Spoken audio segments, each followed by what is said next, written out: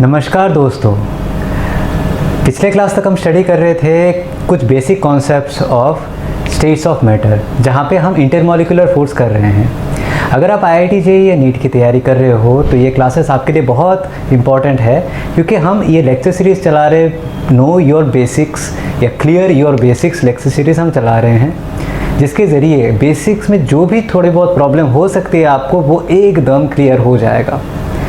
तो दोस्तों, इसलिए मेरे साथ बने रही है। इसके अलावा भी कई सारे लेक्चर वीडियोस आने वाले हैं जो इस सीरीज़ से बाहर होंगे। कुछ टिप्स एंड ट्रिक्स के बारे में बात करेंगे, क्वेश्चन को कैसे अप्रोच करते हैं पेपर में उस बारे में बात करेंगे, पेपर में बैठ के क्वेश्चन को जल्दी से कैसे सॉल्व करना होता है वो डिस्कस करेंगे। तो दोस्तों, इस चैनल पे मेरे साथ बने रहिए। मेरा नाम है अर्नब और मेरे चैनल का नाम है यू लर्न केमिस्ट्री। अगर पसंद आए तो सब्सक्राइब करिएगा और बेल आइकन दबा दीजिए, ताकि जब भी कोई वीडियो आए तो आपको नोटिफिकेशन मिल जाए। ऐसे फ्रीक्वेंटली वीडियोस हम डालते रहेंगे। तो दोस्तों, लास्ट क्लास तक हमने समझा था इंटरमॉलिक्यूलर फोर्स कितने टाइप के होते हैं और ये अराइज कैसे होता है, इसके पीछे का कॉन्सेप्ट क्या है, कैसे इंटरमॉलिक्यूलर फोर्स एग्जिस्ट करता है। अब आगे हम आज समझने वाले हैं इंटरमॉलिक्यूलर फोर्स में तीन ऐसे फोर्सेस हैं। टोटल इंटरमॉलिक्यूलर फोर्स 4 थे, उसमें से 3 ऐसे फोर्सेस हैं जिनको वैन डर वाल फोर्स कहा जाता है। उन वैन डर वाल फोर्स के साथ melting point and boiling point का क्या रिलेशन है ये आज देखेंगे, उनकी प्रॉपर्टी को डिस्कस करेंगे। वैन डर वाल फोर्स किन किन फैक्टर्स के ऊपर डिपेंड करता है ये बात भी हम देखेंगे, और अल्टीमेटली कुछ क्वेश्चन करेंगे related to melting point and boiling point using van der Waals concept. बच्चों, हमने लास्ट क्लास में स्टडी किया था कि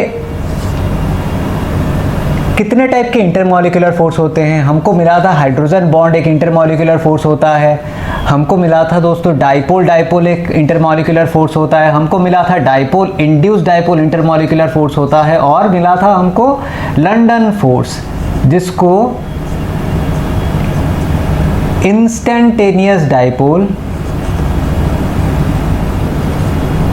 इंड्यूस्ड डाइपोल फोर्स भी कहा जाता है। इसका दोस्तों एक और नाम है जो मैंने शायद लास्ट क्लास में नहीं बताया था, अभी जान के रख लो। इसको डिस्पर्शन फोर्स या डिस्पर्स्ड फोर्स भी बोलते हैं। डिस्पर्सन लिख देता हूं, दोनों ही बोला जाता है, डिस्पर्शन फोर्स।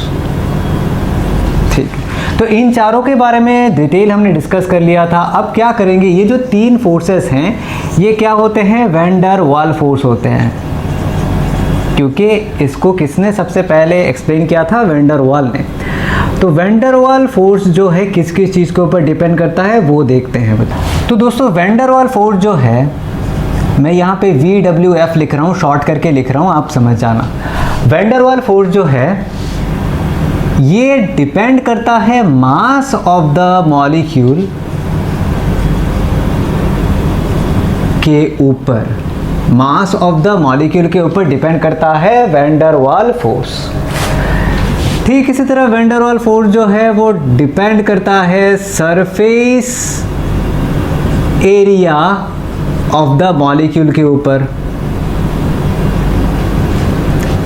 ये डायरेक्टली प्रोपोर्शनल है मास ऑफ द मॉलिक्यूल के ऊपर। जितना मास बढ़ेगा किसी मॉलिक्यूल का, वैन डर वाल फोर्स उतना ही बढ़ता जाएगा।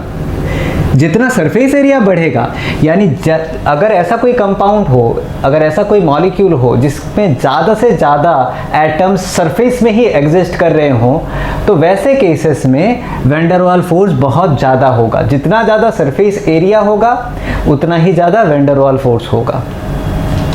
तो बच्चों, ये 2 मेन पॉइंट है जिसके ऊपर वैन डर वाल फोर्स डिपेंड करता है।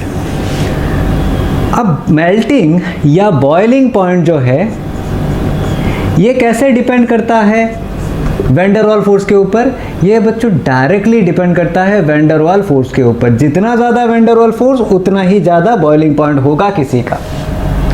तो इससे क्या होगा, इस चीज़ से हम कोई मॉलिक्यूल अगर दे रखा हो, 2-3 मॉलिक्यूल आपको दे रखे हों और पूछा जाए कि किसका बॉइलिंग पॉइंट सबसे ज़्यादा होगा, किसका मेल्टिंग पॉइंट सबसे ज़्यादा होगा, तो आप बड़े आराम से ये वैन डर वाल कॉन्सेप्ट को यूज़ करके सॉल्व कर सकते हैं। फॉर एग्जांपल, अगर मुझे बोला जाए F2 Cl2 I2 and Br2, इनमें से सबसे ज़्यादा बॉइलिंग पॉइंट किसका होगा? सबसे ज़्यादा बॉइलिंग पॉइंट किस चीज़ के ऊपर डिपेंड करता है? वैन डर वाल फोर्स के ऊपर। और वैन डर वाल फोर्स किसके ऊपर डिपेंड करता है? मास ऑफ द मॉलिक्यूल के ऊपर and surface area of the molecule के ऊपर। तो हम यहाँ पे देख रहे हैं क्या चेंज हो रहा है। ये एक ही ग्रुप के स्पीशीज़ हैं, एक ही ग्रुप के मॉलिक्यूल हैं, इनमें मास चेंज हो रहा है। फ्लोरीन का मास सबसे कम है और आयोडीन का मास सबसे ज़्यादा है। तो सबसे ज़्यादा बॉइलिंग पॉइंट किसका होगा? इसका। अब हमने क्या फोर्स है ये कंसीडर क्यों नहीं किया? क्योंकि Cl2, Br2, I2 and F2 these are similar compound. सारे कंपाउंड सेम है, ऑलमोस्ट सिमिलर है। इस वजह से क्या है, इनमें फोर्स ऑफ अट्रैक्शन भी सेम लगेगा। F2 भी नॉन पोलर है, Cl2 भी नॉन पोलर है, I2 भी नॉन पोलर है, Br2 भी नॉन पोलर है। तो उसमें सिर्फ और सिर्फ इनमें सिर्फ और सिर्फ लंडन फोर्स या डिस्पर्शन फोर्स ही एक्ट करेगा। तो सब में अगर लंडन फोर्स है, आगे हम देखेंगे कि और क्या फैक्टर्स है जिनके ऊपर डिपेंड कर सकता है बॉइलिंग पॉइंट। इसके ऊपर डिपेंड कर सकता है। ये देखा हमने, मास ऑफ द मॉलिक्यूल के साथ वैन डर वाल फोर्स डायरेक्टली प्रोपोर्शनल है। तो वैन डर वाल फोर्स इसमें सबसे ज़्यादा लगेगा, यानी बॉइलिंग पॉइंट भी इसका सबसे ज़्यादा होगा। तो ऐसे बच्चों हम एक जनरल रूल की तरह सॉल्व कर सकते हैं काफ़ी सारे क्वेश्चन। ठीक है, एक और क्वेश्चन लेके देखते हैं। देखिए मैं यहाँ पे ले रहा हूँ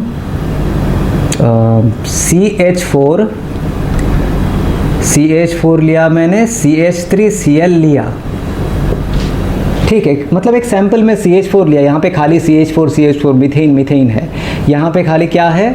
CH3Cl, यहाँ पे सिर्फ और सिर्फ मिथाइल क्लोराइड है। एक और कंटेनर लिया जिस पे मैंने लिया Cl2, एक और कंटेनर लिया जिसमें मैंने लिया O2। अब आपको बताना है कि बॉइलिंग पॉइंट सबसे ज़्यादा किसका होगा and increasing order of boiling point पे आपको सजाना है, मतलब लो से हाई में बॉइलिंग पॉइंट में सजाना है आपको।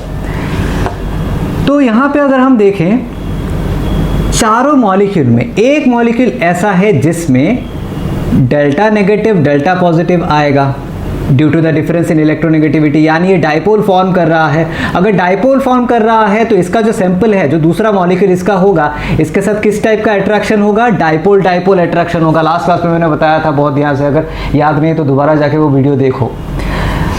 डाइपोल इंटरेक्शन होगा। बाकियों में देखो, CH4 एक नॉन पोलर है, Cl2 नॉन पोलर है, O2 नॉन पोलर है। इनमें सिर्फ और सिर्फ कौन सा फोर्स लग सकता है? London force. तो आप ग्रुप में बदलो, CH4, Cl2, O2 एक ग्रुप में और CH3Cl एक ग्रुप में। लास्ट क्लास में ये बात भी बताई थी कि सबसे ज्यादा अट्रैक्शन किस में होता है? हाइड्रोजन बॉन्डिंग में, देन डाइपोल में, देन डाइपोल इंड्यूस्ड डाइपोल में, और ऐसे ही अंत में लंडन फोर्स आता है। सबसे वीक फोर्स होता है लंडन फोर्स। सबके बीच एक्ट होता है लेकिन वीक होता है बहुत। तो यहाँ पे देख रहे हैं डाइपोल, तो इन तीनों से ज़्यादा होगा इसका वैन डर वाल फोर्स, यानी इन तीनों से बॉइलिंग पॉइंट इसका ज़्यादा होगा। ठीक है, तो हाईएस्ट यहाँ पे लिख देते हैं, हाईएस्ट बॉइलिंग पॉइंट होगा इसका। अब इन तीनों को सजाते हैं in the increasing order of boiling point. इन तीनों में सबसे कम बॉइलिंग पॉइंट किसका होगा? देखो तीनों में फोर्स सेम लग रहा है। फोर्स अगर सेम हो तो हम किससे अप्रोच करेंगे? इससे अप्रोच करेंगे। अगर मास ऑफ द मॉलिक्यूल भी सेम हो जाए तो हम किससे अप्रोच करेंगे? Surface area of the molecule से अप्रोच करेंगे। ये हमारी स्ट्रेटेजी होगी। सबसे पहले देखेंगे कि फोर्स सारे सेम है कि नहीं। अगर फोर्स अलग आ रहा है उसके बाद हम आगे बढ़ेंगे मास ऑफ द मॉलिक्यूल में। अगर मास ऑफ द मॉलिक्यूल भी सेम है तो क्या करेंगे? हम surface area of the molecule check करेंगे। तो यहाँ पे मास तो सेम नहीं होगा, इन तीनों का अलग होगा, तो उसी से सॉल्व हो जाएगा। CH4 का आप देखो मास कितना होता है? 12 + 4 16 आ रहा है। मास मतलब मॉलिक्यूलर मास, ऐसा नहीं कि कितना प्रेजेंट है उसका वजन लो, ये मॉलिक्यूलर मास की बात हो रही है। ये 16 ग्राम पर मोल होता है इसका मॉलिक्यूलर मास। Cl2 का कितना होता है?